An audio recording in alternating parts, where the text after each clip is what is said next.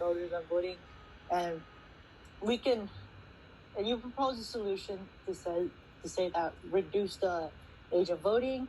I propose another solution is like I can tell you by experience that I have no idea before I entered White Belt that anything about voting. I had the mentality that voting was, meaningless. The voting that wasn't necessarily that important, but I learned differently. And I feel like I can blame something. I can blame someone for not telling me why voting matters. And I would say we need more education on this. We need like the education that matters. We need to be taught that voting matters, because when you're out of school and then the transition between adulthood is not clear.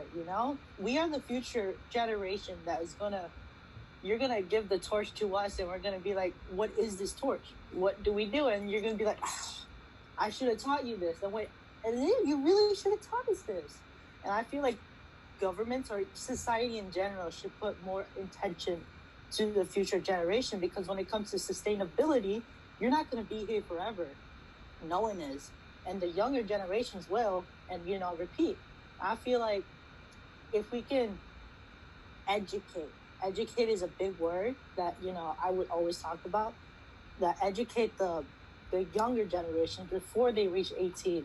I would say the sweet spot would be 16, 17, 18, where you can educate them for voting. I just